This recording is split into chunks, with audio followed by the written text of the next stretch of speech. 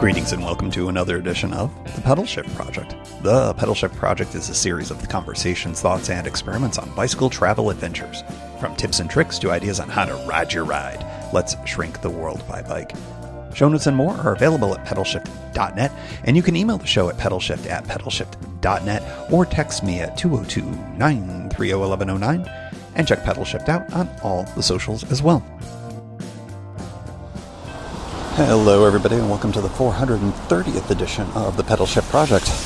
My name's Tim Mooney. Thanks so much for joining on this edition. Yes, it's another walk. That's because my apartment is too echoey for you. And we are going to be doing not the beginning of the winter break. I was mistaken at the end of the live show. I actually have one more episode here before I take that winter break that I threatened/promised. And today we are doing what I do every year, and that is a discussion about what my goals are for the year's adventures. Normally it is all cycling. I previewed at the end of last year that this show is going to occasionally throw in some things that are not cycling specifically, but certainly are adjacent to it, and that's going to be one of the goals this year. So that's why it's mostly bicycle adventures, but this is going to include one that very much is not. And pulling out my phone here so I can take a look here. I've got a whole bunch in here, and the first one is goal number one. These are not in any particular order, but this one I think is important to me and is an ongoing theme for what has been going on with me for years, it feels, and that is continued fitness upgrades. One of the things that I am very happy about compared to past years is I have managed to get my weight down here in January, whereas before I'm talking about, I need to lose weight. And I'm usually at the beginning of my adventure when it comes to that at this time of year. And right now I'm actually in a pretty good place. And it's for a variety of different reasons, but the bottom line is that I am probably within about 10 pounds of where I'd like to be more consistently. And so I think that's certainly in range. It's probably something that'll come over the course of, the next several months. And a lot has to do with just lifestyle changes and things like that, and that's certainly helpful. But I think also I'm going to be able to be more active this winter just because of where I'm at. Even though it is raining today here in Seattle, it's the classic kind of winter rain. It's the little bit of drizzle. It is the nothing really all that crazy. Yes, I've got a rain jacket on, but it's barely necessary at this point, which is nice. So I think that just the ability to be more active, despite the fact it's absolutely just iced in back east, and I'll be heading back there soon. I'll hop on the trainer, I think, or do something different to try to stay active, or God help me, actually do some weight work. Just the kinds of things that I've been trying to do. So I don't have any real measurable nature to this goal. I think I do have a weight goal in mind, but I think that I'd like it to be a little bit broader than that, because I would also like to get the overall fitness up. So that's why the idea here is this is about increasing my fitness gains and continuing my fitness upgrades, however you'd like to put it. So that's number one. And that one I think is really important because I think it just makes everything all the better. And if you have struggled with your fitness listening to this show, trust me, you listened to the guy who has had the same problems. All right, let's see. Next one up is just entitled, Oh Canada. It is number 2 on this list, and that is because I would very much like to have multiple adventures if I can, but I'll commit to just one in Canada. Last year was fantastic. It reminded me how much I really enjoy our neighbors to the north. As I've talked about before, I have a lot of friends, including, of course, a gentleman you hear who his work at the top and bottom of every show, Jason Kent. But yeah, I have really great opportunities to get up to Vancouver, Victoria, Van Island, just I've got a lot of possibility with all of that. And I'm really excited to have at least one, if not more, adventures this year that get me up there, particularly ones by bike. I think I've mentioned multiple times there's this double ferry loop that I think looks really interesting that gets you to both Victoria and Vancouver. I think that sounds pretty great. BC ferries are awesome for that kind of stuff. And it's the type of riding that I think could be done by any of a number of different types of bikes. I love me some Canada. I would like to get up there and enjoy some time up there. It had been too long before, and I think that there's just some great adventures really everywhere, but particularly in British Columbia, and it's been way too long since I've been there, so I'm super excited about that. Oh, Canada. That is the second of my goals here in 2026. Next goal, new bikes. I think that I have already telegraphed this in other episodes of the program. Somebody lived over here on Alaskan Way. The idea here is that I am going to be parting ways with a couple of bikes, and therefore I would like to replace them with a couple of bikes. I'll go into more detail later. I think I've done a little bit of a sense of what I'm after. I think the Goblin is going to get replaced with probably something gravelly is probably the best way to look at it, and the e-bike is going to get replaced with something that makes more sense for my e-bike motor to go on. That's going to be actually a deconstruction project that may or may not actually make the podcast. We'll see. Putting it together was an adventure. I hope that taking it apart is a little bit less of one, and also that I can keep it organized so that it's easier to put it back together again. And when I deconstruct it, hopefully it doesn't end up creating issues with everything. We do worry that when we take things apart, we end up breaking them. That would be just awful. Yeah, some kind of a more of a non-pavement, although I shouldn't say that. When I say a gravel forward one, I would like something that can do more off-road adventuring. I just feel, as we've talked about in context of so many discussions, it feels like that's the direction where a lot of adventures are going broadly. It's something I'd like to explore a little bit too. And so I think I need a bike that's a little bit more there for that. And so that ends up being a better tool for it. The Safari, my main bike, will be more, although it can do some off-road and some trails, it's more of a pavement type of a bike. The Brompton, ditto. So this one's going to be a much more off-road adventure kind of a bike. And then of course the e-bike we're just going to have to see. But it is interesting. There are definitely, I have ideas, and I'll share them of course down the line. So new bikes, definitely on the list. I don't know if you can catch the seagulls that are out in force today. It's a lovely rainy day. This is the winter that I imagined I was going to get, as opposed to the, oh, it's never rains in Seattle in the winter kind of scenario that I ended up with. Next up on the list, ultralight gear and ultralight tours. I did a whole episode on ultralight gear, and I did it as a maximalist take on that. And I don't think I will do the maximalist vibes for any of this, but I do want to start to acquire, as I pare down a lot of my stuff. I have too much stuff. I have older stuff that I'm going to be donating and doing some culling of as a part of the move. And I'm going to be replacing stuff with much lighter options. That's going to be the type of stuff that will go more with one of the new bikes perhaps, but I think would be usable for all sorts of different things, including another goal I'm going to be talking about a little bit later. I really would like to do what I've always sworn I would never do, and that is I am going to get into grams. I'm going to let go of my identity as the person that doesn't worry about weight, and I think I'm going to be a little bit more concerned about it. Just because I think that it opens things up. It also allows for a lighter load. It allows for, I think, with less weight, I can ride longer, ride more comfortably, quite frankly. I just think it does a lot of things for me. And so ultralight gear is one part of it. Ultralight touring is another. So if I'm going to get the gear, I'm probably going to go out and do some really lightweight adventures. I have an idea, and by the time you hear this, I may have more of a plan in place, but we'll see. But I do have a sense of what I will call a minimalist tour that I'm thinking of doing here in the near term, if I can pull it off, if I can find the days and the time. And that, of course, will get revealed probably after winter break, but the tour itself may happen during winter break.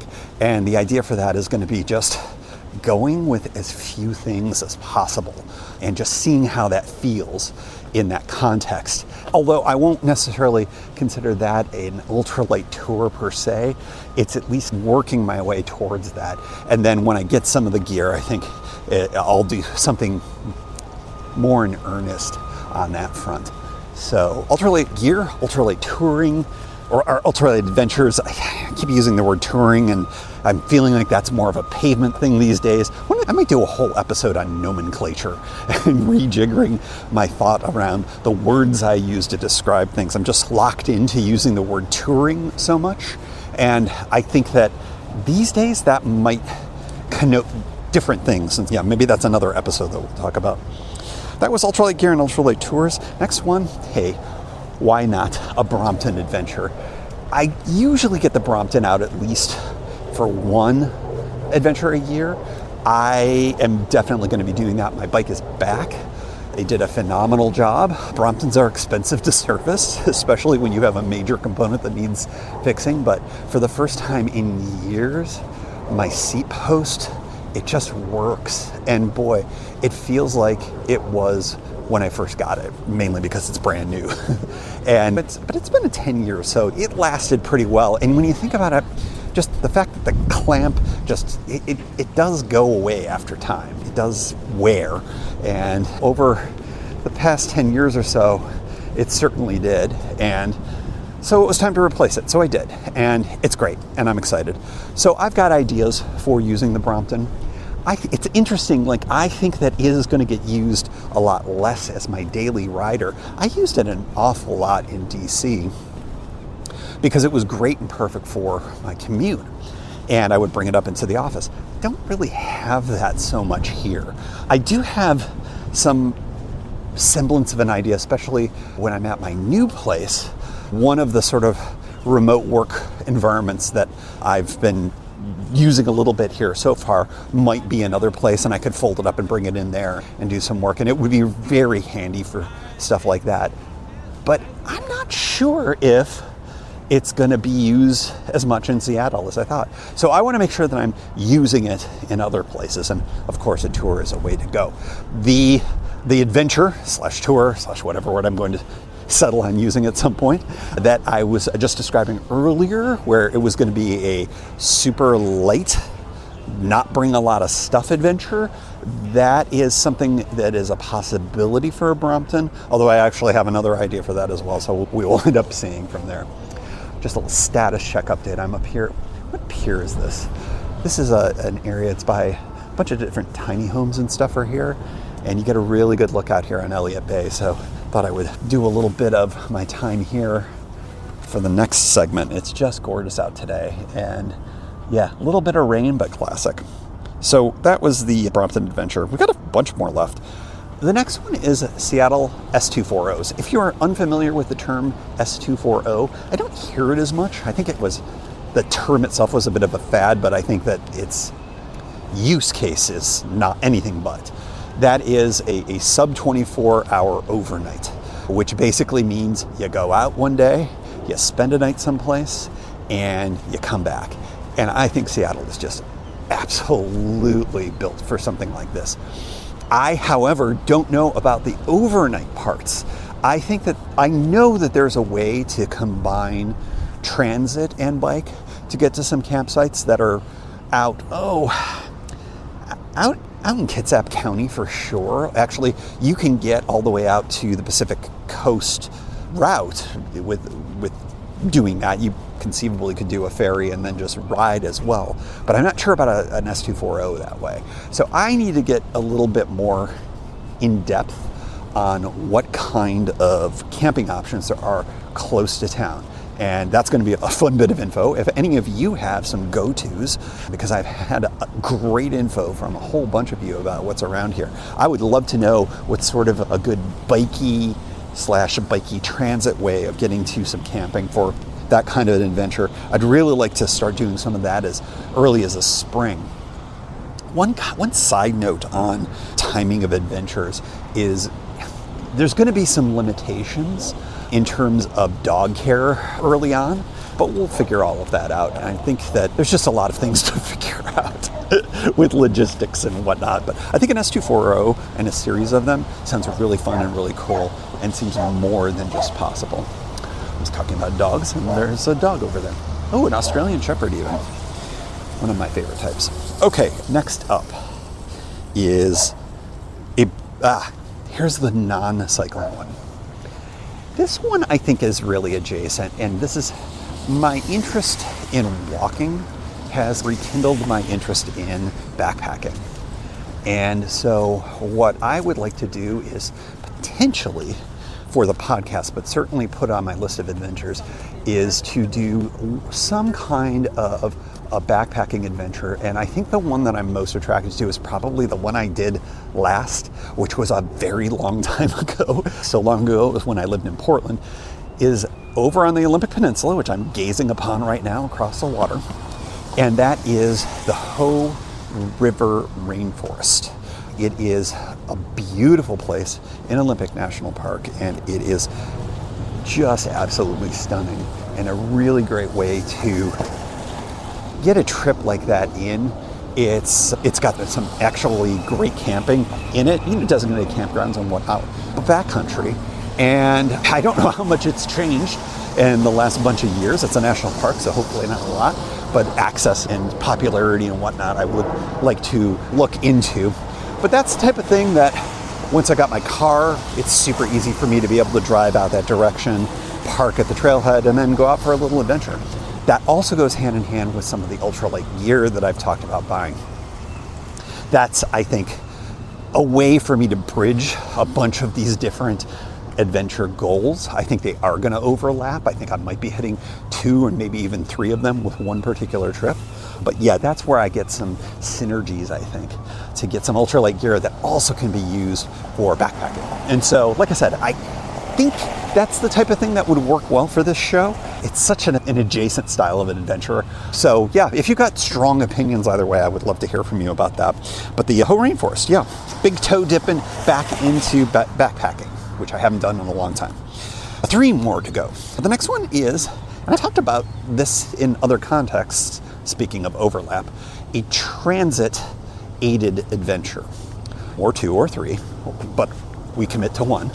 And I think that around here, again, that is an easy thing to do between buses and light rail and a whole variety of other things. That's certainly something that could be an opportunity just locally, but I've also utilized transit in all sorts of different places. I mean, I feel like it's actually rare that an adventure I go on doesn't have some component of transit, local transit involved. So that's going to be something that I'm going to be looking at as a part of 2026. Whether it's going to be something that's really transit-aided. In fact, there's been a huge jump in the number of YouTube channels that have been doing, particularly on the West Coast, but also on the East Coast, doing, hey, I took buses in transit only between LA and San Francisco, or New York and Boston. There's a few channels that have been doing it, which was really exciting because, of course, as many of something I did years ago, and I really enjoyed seeing other people do it on with their own set of rules and with their own kind of ideas behind it. But I just think it's super cool, and I do live a little vicariously through them, and of course it has prompted me to consider doing it again myself, and of course bringing you along for the ride when it comes to that. But so that would be the transit-aided adventure, or 2 or 3, we will see. Second to last, the penultimate, a food and beverage-centric adventure. I was having drinks last night with an old friend who I hadn't seen in 20 years, old work colleague, and she was telling me about a place up in, I think, Snohomish County, and it was a place, it was an oyster farm? I think it was an oyster farm. And the idea of going there and yeah, you can have some wine or a beer and they're really cheap and blah, blah, blah. And I was, that sounds really awesome. But I'd like to do that with a bike involved. And that, of course, she tapped out on that idea at that point. But I was like, okay, she's me and my husband, maybe we can drive and maybe you can bike one way. I was like, there you go. That might be how we do it. But in any event, the idea really occurred to me that having something where food or drink or both is a major component of the riding. And that people do that a lot. I don't think I've ever done a trip that was really centered around the use of food and beverage, even though at times it seems like that. I often joke this is a food and beverage podcast that happens to have some bikes sometimes. It may not feel all that different, but I think the idea being I would be choosing locations or choosing stops because of the food or because of the beverages involved. It could be a coffee-related tour of Seattle. It could be more of a camping-related thing around wine country. I don't know. Something where food and beverage is a major component or a driving force behind it. Speaking of driving force, I'm now encountering the headwind, and hopefully my dead cat on my microphone is helping with that. We're back to the good microphones. Hopefully it is noticeable, but we shall see in post. All right, that's the penultimate one, and here's the last one. And I've already there's crossover, like I said, a ferry-centric adventure. I love me some ferries. Just walking here along the water, I have talked about the ferries, the easy access I have to them, and the water taxis and things like that. I just think that there's so many opportunities, not just here in the Seattle region, but up in British Columbia as well. There's so many different islands that you can get to, the San Juan Islands in particular. There's Vancouver Island, Victoria. I already got, I think, ideas within, say, the Canadian adventure that will almost certainly include ferries as well. I just love me some ferries. And so as a result, that is making it onto the list. So that's what we've got here in 2026. I'm just gonna turn my back to the wind and we're just gonna do the overview of the 2026 adventure goals. And you can hear some of the soundscape here, hopefully. Continued fitness upgrades, Canada, new bikes, ultralight gear and ultralight tours, a Brompton adventure, Seattle S240s, big toe dip back into backpacking, possibly the Hoh Rainforest, transit assisted adventure, a food and beverage centric adventure, and a ferry centric adventure. That would be a pretty great year.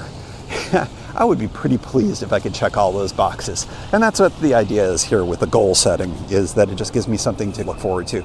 I'm already a few weeks into January. I don't have any specific trip planned. I did give a preview of one that I'm thinking about, if I can pull it off. So yeah, we'll see. So as we close the January episodes and we get into some really fun winter break episodes, I'm excited to share them with you. I just want to say I'm super looking forward to 2026. It's going to be a very different year, as many of you can imagine. And yeah, we're just gonna seek adventure wherever we can. So that's it. Glad you could join, and I will see you after winter break. Thank you for joining. You can find Pedal Shift at pedalshift.net for more great bicycle touring content. You can hear the Pedal Shift project through Apple Podcasts or your favorite podcast app. Opening music courtesy of Jason Kent off his self-titled album. The track is called America. Check out his band Sunfield's latest release, Mono Mono, wherever cool music is available.